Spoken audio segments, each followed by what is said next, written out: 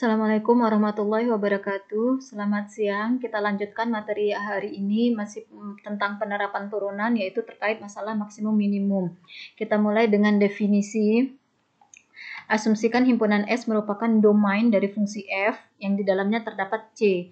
Jadi maksudnya adalah di sini ada domain dari fungsi f, itu kan berbentuk suatu himpunan ya, dan himpunannya di sini dinamakan dengan himpunan S, di mana di dalam himpunan S ini terdapat X sama dengan C. Maka nilai fungsi pada X sama dengan C itu adalah merupakan nilai maksimum dalam interval S tersebut jika nilai fungsi di C tadi itu lebih besar dari semua nilai fungsi lainnya yang ada di dalam himpunan S ini. Kemudian, nilai fungsi pada X sama dengan C itu disebut dengan nilai minimum dalam interval himpunan S tadi jika nilai fungsi di C tadi itu kecil dari semua nilai fungsi lainnya yang ada di dalam himpunan S. Ya, make sense kan ya, emang begitulah definisi dari maksimum dan minimum kan ya. Maksimum artinya tertinggi, minimum artinya terendah. Nah, jika FC itu merupakan nilai maksimum ataupun nilai minimum, maka nilai FC itu disebut dengan nilai ekstrim. Jadi nilai ekstrim itu adalah jika FC-nya entah dia merupakan nilai maksimum atau dia merupakan nilai minimum. Kemudian fungsi yang ingin kita temukan nilai maksimum atau nilai minimumnya itu disebut dengan fungsi objektif. Kita bahas tentang teorema keberadaan nilai maksimum dan nilai minimum. Teoremanya berbunyi bahwa jika f adalah fungsi yang kontinu dalam interval tutup A hingga B, jadi ini interval tutup ya, ingat waktu pembahasan tentang interval, maka f dikatakan memiliki nilai maksimum dan nilai minimum di dalam interval tersebut. Jadi teorema ini mengatakan bahwa kalau f-nya itu adalah fungsi yang kontinu dalam interval tutup, yaitu bahwa interval tutup itu kan pembuka dan penutupnya juga merupakan nilai yang perlu kita libatkan dalam perhitungan. Nah, jika f itu adalah fungsi yang kontinu dalam interval tutup tersebut, maka f itu akan memiliki nilai maksimum dan juga memiliki nilai minimum, bukan atau ya. Jadi dia pasti punya nilai maksimum dan pasti juga punya nilai minimum. Itu kalau fungsinya kontinu di dalam interval tutup ini. Kita lihat contohnya. Let's say kita punya fx-nya adalah fungsi fx sama dengan 1 per x, di mana grafik dari fungsinya itu adalah seperti ini. Nah, kalau kita lihat pada grafik ini, kalau kita memandang interval buka 0 sampai tak hingga, x sama dengan 0 kan di sini ya. Kemudian tak hingga itu tidak ada posisinya pada sistem koordinat, namun kita tahu tak hingga itu mewakili nilai yang sangat besar sekali, let's say di ujung kanan. Nah, dalam interval 0 sampai tak hingga, maka kita tidak bisa melihat tidak ada nilai maksimum dan nilai minimumnya. Ya dong, pada x sama dengan 0 itu kan fungsi ini tidak terdefinisi, karena 1 per 0 itu kan tak terdefinisi ya. Nah, oleh karena itu di dalam interval ini itu tidak ada nilai maksimum, tidak ada pula nilai minimum. Kalau x-nya dari 0 sampai tak hingga. Kalau misalnya kita mau mengatakan bahwa nilai maksimumnya adalah y yang berada di titik ini. Ya, enggak juga dong. Ini kalau kita perluas lagi atau kita perbesar gambarnya, tentunya ini kan makin naik lagi. Semakin begitu juga di sini, makin lama akan makin turun tanpa batas. Maka dalam interval buka, fungsi ini tidak memiliki nilai maksimum dan nilai minimum. Nah, kalau kita memandang interval tutup 1 sampai 3, x sama dengan 1 kan di sini ya. Kemudian x sama dengan 3 di sini. X sama dengan 1 nilai fungsinya itu adalah di titik ini. Kemudian sampai x sama dengan 3 di dalam interval x sama dengan 3 berarti kan sampai sini ya grafiknya. Nah, kan bisa kita lihat di situ jelas sekali bahwa yang tertinggi itu kan di titik ini ya, yaitu di x sama dengan 1 tadi. Pada x sama dengan 1 nilai fungsinya adalah 1 karena 1 bagi 1 kan 1 ya, jadi nilai fungsinya sama dengan 1, jadi nilai maksimumnya adalah 1. Nah, nilai minimumnya kita lihatlah di sini 3, kan ini yang paling bawah ya, tadi kan kalau kita memandang grafiknya hanya ini saja, nilai minimum itu kan berada di titik ini. Nah, di sini itu pada x sama dengan 3, nilai fx-nya sama dengan 1 per 3. Maka nilai minimumnya itu adalah 1 per 3 itu. Nah, jadi nilai maksimum dan nilai minimum itu diambil dari nilai fungsinya ya, bukan nilai x-nya. Jadi dalam interval tutup ini pasti ada nilai maksimum dan ada nilai minimum. Kalau kita bicara dalam interval setengah buka, setengah tutup, 1 sampai 3 setengah buka, berarti mulai dari sini X-nya 1, tapi 1 itu tidak ikut, kemudian sampai 3. Nah, maka dikatakan tidak ada nilai maksimum karena kita mengatakan nilai maksimumnya adalah sama dengan 1 seperti yang ada di sini tadi, tidak bisa karena 1 itu bukan anggota dari interval itu, dia hanya sekedar batas saja. Jadi tidak bisa diklaim bahwa 1 merupakan nilai maksimumnya. Tapi untuk nilai minimumnya karena di 3 itu dia merupakan anggota interval juga karena kan di sini interval tutup ya. Nah, pada X sama dengan 3, di sinilah terdapat nilai minimum atau grafiknya paling rendah di titik ini memang kan ya, yaitu nilai minimumnya adalah 1/3. Nah, berikutnya ada teorema titik kritis. Teorema titik kritis ini untuk menjawab pertanyaan di mana sih titik kritis itu mungkin berada. Nah, kita baca teoremanya. Asumsikan f adalah suatu fungsi yang terdefinisi dalam interval i yang di dalamnya ada x sama dengan c. Nah, jika fc adalah nilai kritis atau nilai ekstrim, nilai kritis berarti fc ini bisa jadi entah dia nilai maksimum atau nilai minimum ya. Nah, jika fc itu merupakan entah nilai minimum atau nilai maksimum, maka c itu pasti merupakan titik kritis atau titik ekstrim. Yaitu apa sih titik kritis atau titik ekstrim? Nah, titik kritis atau titik ekstrim itu adalah salah titik-titik yang memenuhi ini kondisi yang ini, yaitu titik C yang merupakan titik ujung interval. Titik ujung interval merupakan titik kritis.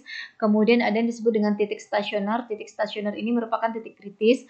Titik stasioner itu adalah pada C, di mana nilai f aksen pada C tersebut sama dengan 0. Jadi jika kalau kita punya suatu fungsi, temukan nilai turunannya sama dengan 0 itu berada di X sama dengan berapa, maka di X tersebutlah merupakan titik stasioner. Kemudian titik kritis yang terakhir itu adalah titik singular. Titik singular itu adalah titik C di mana nilai turunannya tidak ada di C tersebut. Jadi ada 3 titik kritis, yaitu titik ujung interval, titik stasioner, dan titik singular. Nah, di 3 titik inilah yang merupakan kandidat tempat beradanya nilai kritis atau nilai ekstrim atau nilai maksimum atau nilai minimum tersebut. Nah, kita lihat ilustrasinya ya tentang di mana titik kritis itu berada. Yang pertama tadi disampaikan yaitu di titik ujung interval. Perhatikan grafik dari fungsi ini. Ujung interval dari kurva ini itu adalah pada X sama dengan A, itu batas bawahnya, kemudian batas atasnya adalah B. Nah, pada X sama dengan A, kalau kita lihat grafik ini, ternyata disitulah terdapatnya nilai maksimum. Pada X sama dengan B, ternyata disitulah terdapatnya nilai minimum. Ilustrasinya jelas ya, yang namanya maksimum itu adalah nilai tertinggi yang berada di dalam kurva ini. Begitu juga nilai minimumnya itu adalah nilai terendah. Nilai ini kan paling rendah ya, dibanding titik-titik lainnya pada kurva ini. Kemudian yang B itu adalah titik stasioner tadi, titik kritis berikutnya adalah titik untuk klasifikasi titik stasioner. Titik stasioner itu adalah titik di mana nilai turunan fungsinya itu bernilai sama dengan 0. Nah, kalau diilustrasikan turunan bernilai 0 itu adalah pada X sama dengan C di mana ini, yaitu yang di titik ini, tepat di sini sebelum fungsinya yang awalnya naik kemudian berubah menjadi turun. Kemudian di sini dan di sini. Nah, untuk kalian ketahui bahwa nilai fungsi turunan sama dengan 0 itu artinya adalah pada titik tersebut kemiringan garis singgung terhadap kurvanya itu adalah 0, atau dengan kata lain garis singgung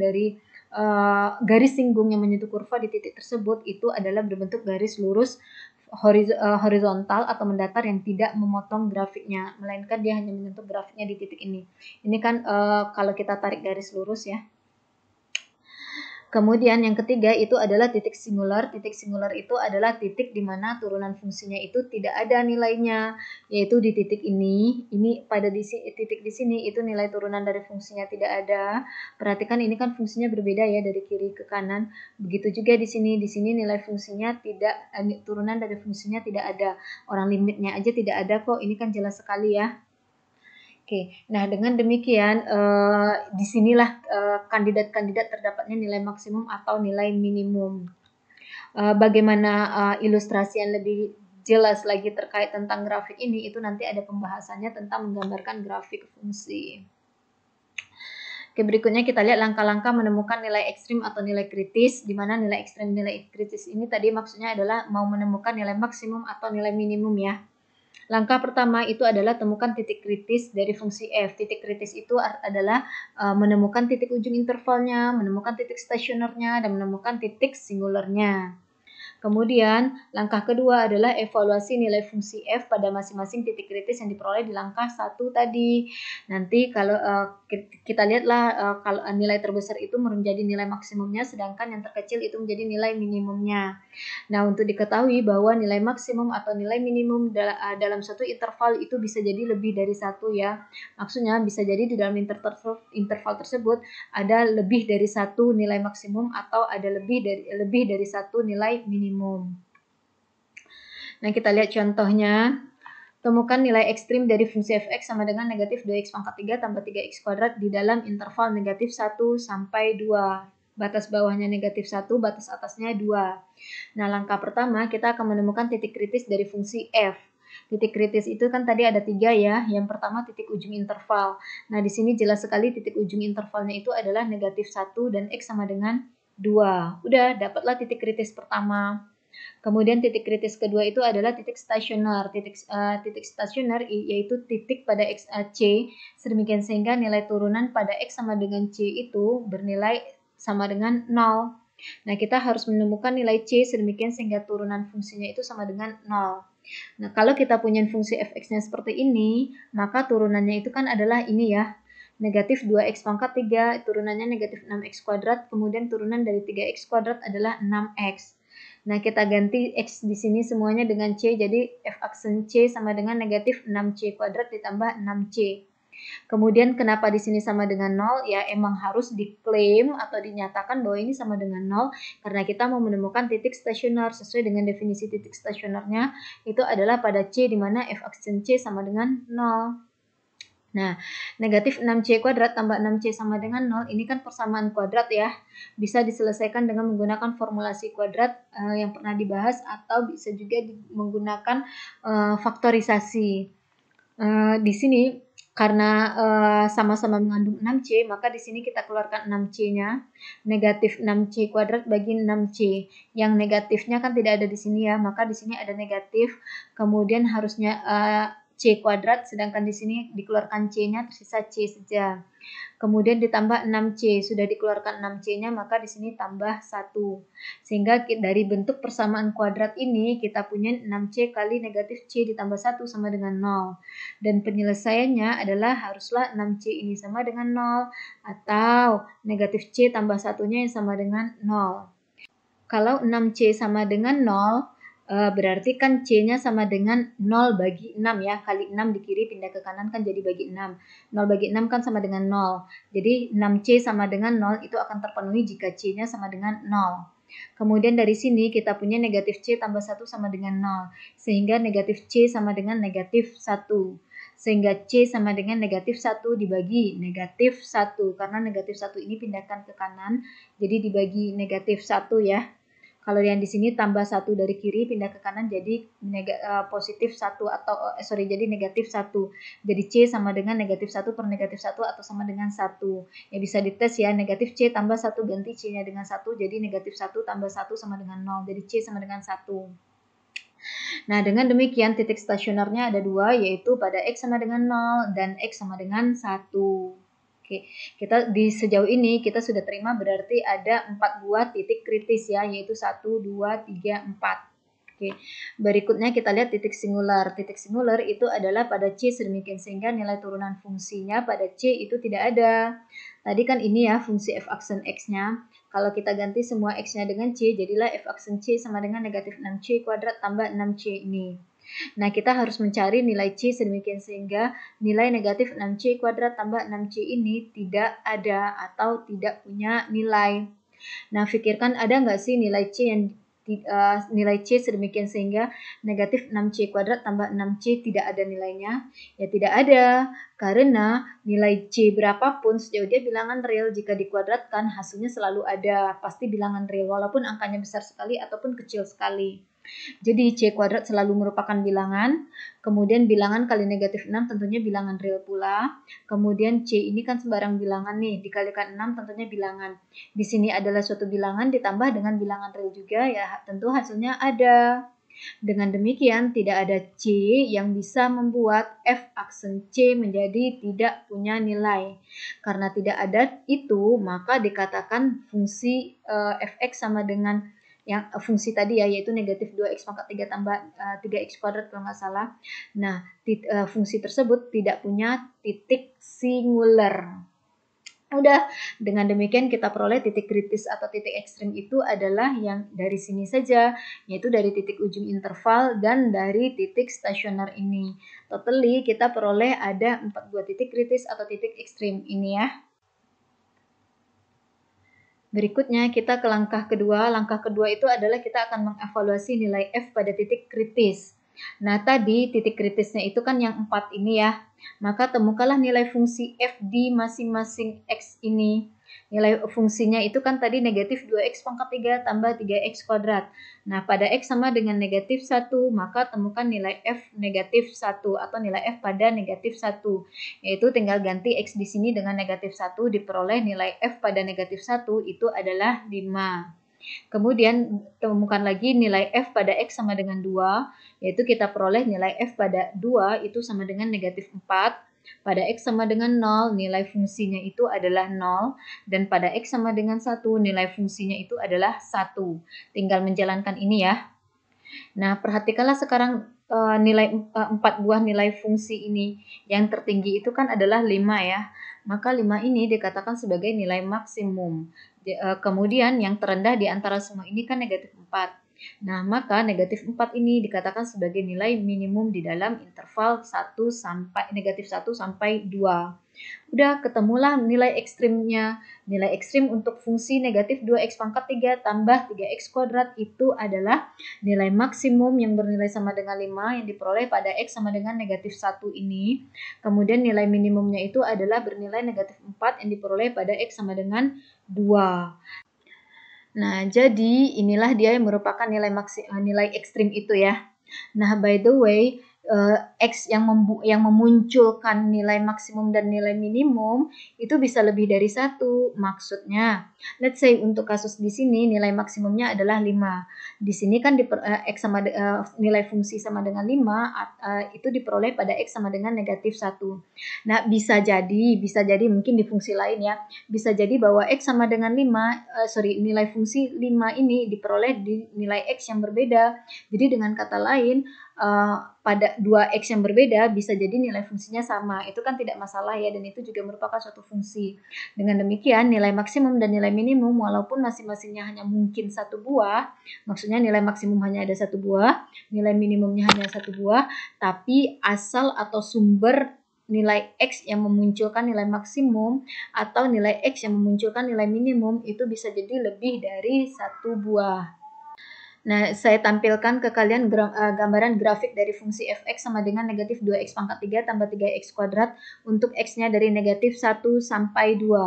Nah, grafik dari fungsi ini itu adalah yang berwarna biru ini. Nah, sangat jelas sekali terlihat ya bahwa nilai tertinggi atau nilai maksimum berada di titik ini, yaitu pada Y sama dengan 5 yang diperoleh dari X sama dengan negatif 1. Kemudian yang terendah itu adalah di titik ini, yaitu pada Y dengan nilai minimumnya adalah negatif 4 yang diperoleh pada X sama dengan 2. Udah, itu yang dimaksud dengan nilai maksimum dan nilai minimum. Jadi yang maksimum kan tertinggi dan minimum itu terendah. Nah, sebagaimana yang saya sampaikan tadi, kalau misalnya nih, kita ambil intervalnya tidak min 1 sampai 2, tapi saya ambil intervalnya negatif setengah sampai 2. Nah, kalau kita pandang hanya negatif setengah, berarti kan sampai sini saja. Ini 0, ini negatif setengah, di sini negatif 1. X sama dengan negatif setengah, itu kan di sini ya, di sini. Dengan nilai Y-nya itu adalah 1. Nah, perhatikan sekarang grafik dari sini, kemudian ini perjalanannya. Yang tertinggi itu adalah ada di 2 titik, yaitu di titik ini dan di titik ini. Dengan demikian, nilai minimumnya jika X-nya dari negatif setengah sampai 2, nilai maksimumnya itu adalah 1. Nilai Y-nya kan 1 di titik ini ya. Oke. Dengan nilai X-nya diperoleh dari X sama dengan negatif setengah dan X sama dengan 1. Jadi nilai maksimumnya ada 2 tuh kalau kita ambil intervalnya negatif setengah sampai 2. Kalau nilai minimumnya tetap saja 1 buah ini. Oke. Itu ilustrasinya yang saya maksudkan bahwa nilai maksimum dan minimum pasti masing-masingnya hanya 1 buah, tapi diperolehnya dari nilai X yang mana itu bisa lebih dari 1 buah. Nah, sekian materi tentang maksimum minimum. Untuk lebih memperdalam atau memahami materi ini, kalian akan diberikan latihan soal ya. Semoga tidak terlalu susah untuk kalian kuasai. Terima kasih. Assalamualaikum warahmatullahi wabarakatuh.